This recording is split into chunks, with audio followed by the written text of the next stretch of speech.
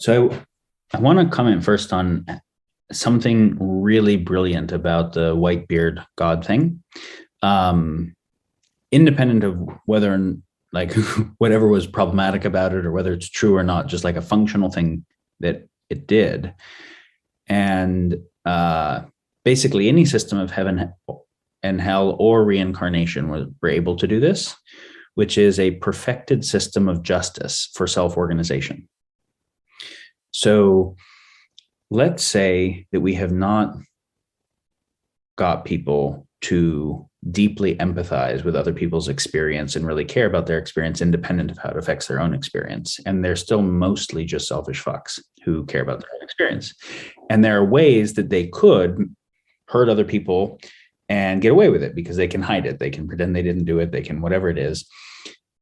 Systems of actual justice are tricky because you got to have policing and court systems and jails, and it's expensive, and people still can get away with stuff. They can figure out how to hide it. But an invisible watcher that sees absolutely everything, and not one jot, not one tittle shall go unnoticed before the day of judgment, and that kind of thing, that also is an absolute perfected authority. So there is no appeal. And with infinite reward and infinite punishment, it's really just like the zenith of behavior mod, right? What would the best reward be? Well, eternity of everything awesome. And what would the worst punishment be? Eternity of everything terrible, absolute authority and absolute surveillance. But it also sees your thoughts, right? Not just even your actions. And you can go to hell for the wrong types of thoughts. So now for your, and forever is so much longer than a short little time here. Even if you're just selfishly oriented to not burn in hell and to have a good heaven, or to not have a shitty reincarnation and to have a good reincarnation, you're still oriented to do whatever the moral things in that belief system are, because it's all being seen and there's going to be consequence, positive or negative, for all of it. Like, that's kind of awesome, actually, from the point of view of how do we get a whole big group of people to follow some kind of code when it's very hard to enforce them, and where you have not yet necessarily figured out how to have them all care about everyone authentically. How do you bind that caring about their own experience requires doing the virtuous thing? And so, like, we're really missing a lot without something like that. Like, So this is interesting because, all right, so I grew up and I was in a pretty much atheist leaning agnostic family, and, Jewish by heritage and genetics, but not really practicing. Kind of phoned in a Hanukkah when my grandma was around, and did Christmas too because it was fun. And then moved to Texas. It's much more Christian. And I saw people racked with a lot of guilt. I saw a lot of things happening with my friends and peers, like people's first sexual experiences being incredibly traumatic. And I was like, what is going on? Like, this is some craziness. And then move along. I go take a trip to Italy. I go to the dungeons of the Inquisition, which was in one of the cities in Italy. And it was one of the most horrifying things that I've ever witnessed in my life. And then I started getting very anti-religious.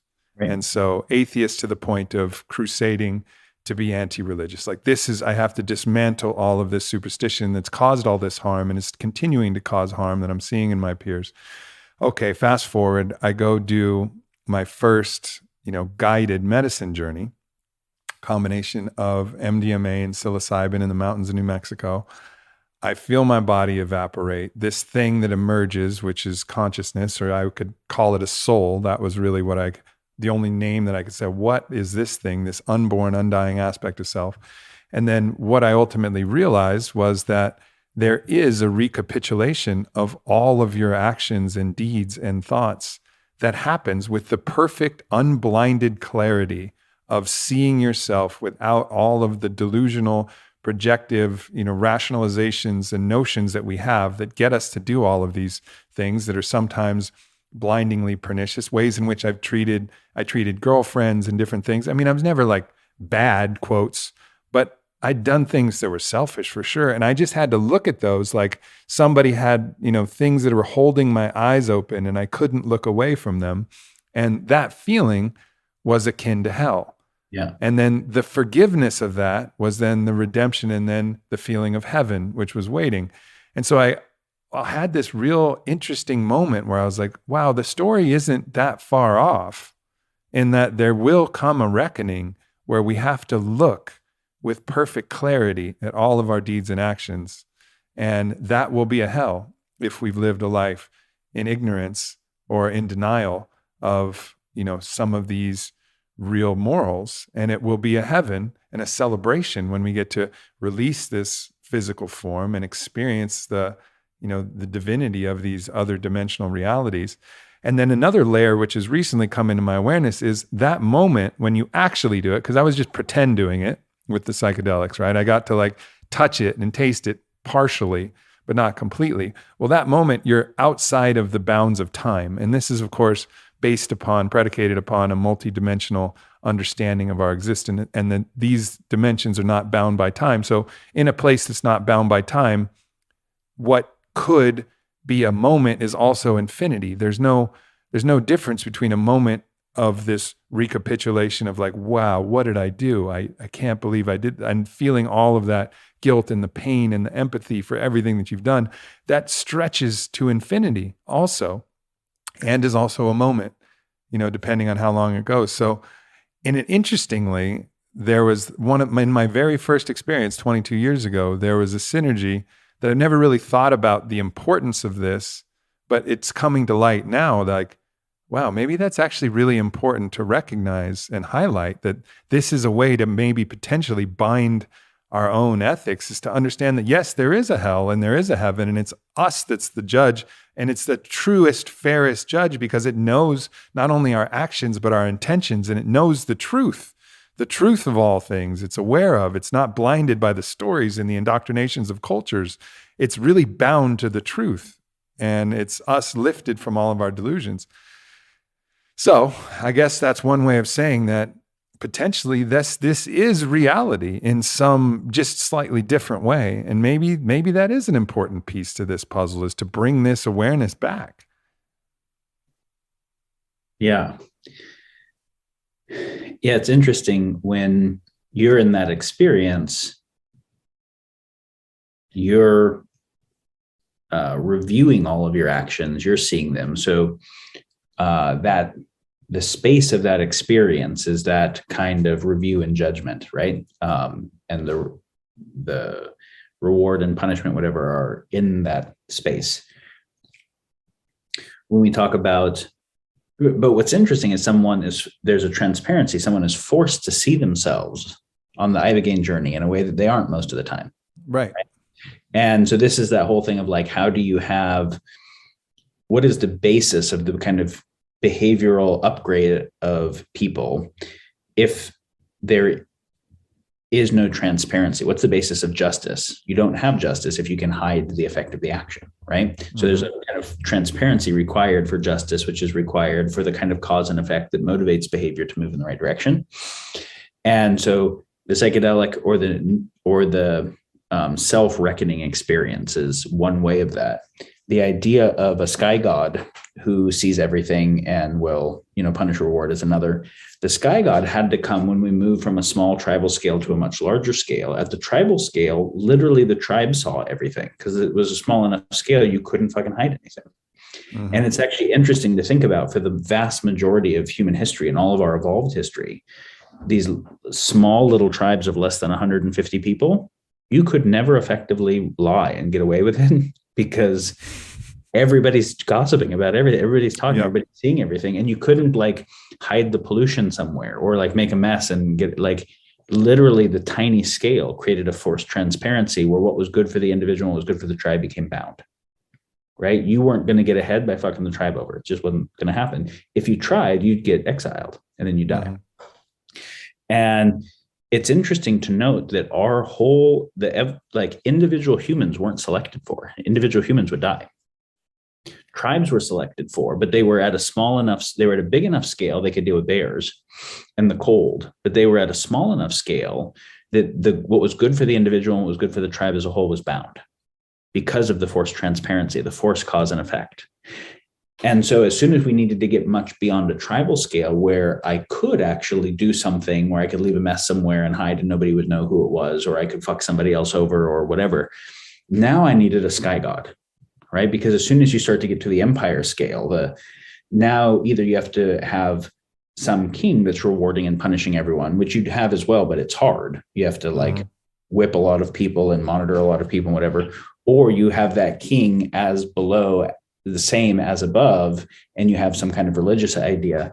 But it's now the thing that you're noticing with the psychedelic experience is, okay, can we self-police, right? Can we where our own sense of I couldn't actually be fulfilled. I couldn't actually respect myself because I'm monitoring there's a mindfulness, there's a monitoring, and I actually have my own sense of ethics that are deep enough that is a directing and a binding force for my own behavior. And then the question is, through the combination of both numinous experiences and ethical development and cognitive and mindfulness development, can we develop people where they don't need a sky god and they don't necessarily even need a tribe to have internalized that type of function? It seems like, you mentioned Iboga, and my first Bwiti shaman that, I spoke to, and perhaps there's different variations of the initiation tradition, but it's a very heavy dose of Iboga. And what he described is they would have somebody look into a mirror for like the duration of 24 hours or some obscenely long amount of time, where instead of gazing out at nature or wearing a blindfold, you're looking at a mirror and you're looking back at yourself. And that was the initiation of like, with this clarity that, Iboga is bringing you, looking into the mirror so you can't escape seeing yourself. This was the initiation that actually allowed the other people in the tribe to be able to trust you.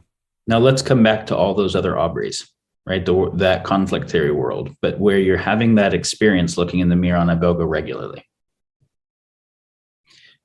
It starts to, you see that there is one, you see where the devil on one shoulder and the angel on the other shoulder image came from, right? And that there is a certain kind of lower angels of our nature that really just has to do with survival and mate signaling and the desire to do better than the other guy at that. And there's also then a higher angels of our nature where there are ways that I can do better than the other guy where I can't actually be at peace with who I am. Right.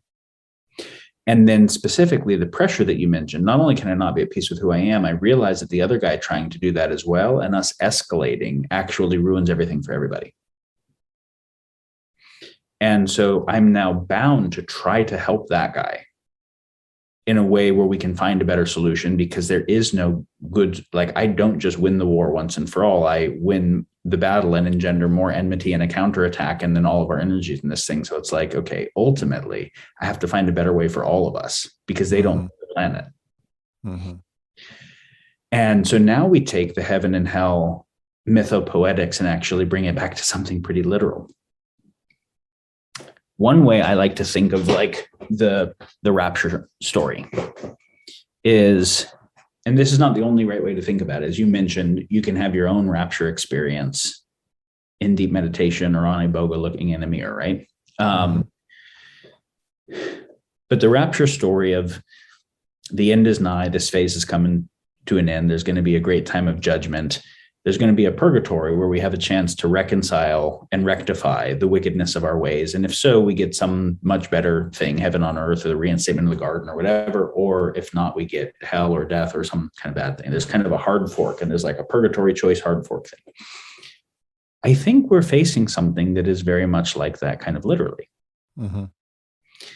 which is, we've been kind of shitty stewards of power for a long time. We've used our power to extinct other species, destroy ecosystems, destroy other cultures, and oppress people of lower classes. We've done some good stuff with it. We've been a very mixed bag, but the mixed bag that we are has used power destructively enough that, and it's continued to select for better coordination and construction, but also destruction capacities. That with the arms race of that continuing to exponential tech, if you continue to be equally shitty stewards of power with exponential tech, everything blows up. You ruin the planet and you have wars that nobody wins and can make it through. And so either we continue to be humans like the humans we have been, and the thing self-terminates, or we are getting so much power through the technology we've created, we are forced to become good stewards of that power so we don't destroy ourselves. And good stewards of that power means, what does it mean to be a good steward of power itself? And power means the ability to influence, affect, control others, right? Other humans and other non-human life. So what does it mean to be a good steward of those types of capacities? So what is the wisdom, love, values, prudence that would guide that? Either we have to step up into that kind of planetarily to safely steward the power, or we destroy ourselves with it. That's very much a rapture story. And I imagine, like, there's an atheistic version of it, which is just philosophically oriented people, social philosophers in the Bronze Age, at the end of a war, seeing all of the dead people that were killed at a much greater distance than before we had the whatever the new weapon was, the crossbows or the whatever thing, and a large area of desert that used to be forest because we got better axes and better saws and whatever as the technology was increasing. They could just sit there and think, we keep building better tech and we're about to move from the Bronze into the Iron Age, and we keep destroying nature and killing each other better with it.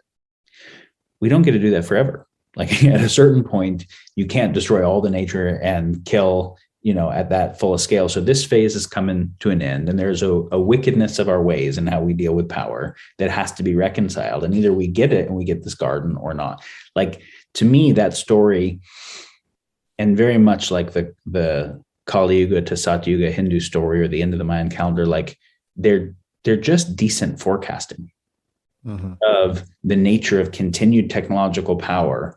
If it is driven by the lower angels of our nature, it self-terminates.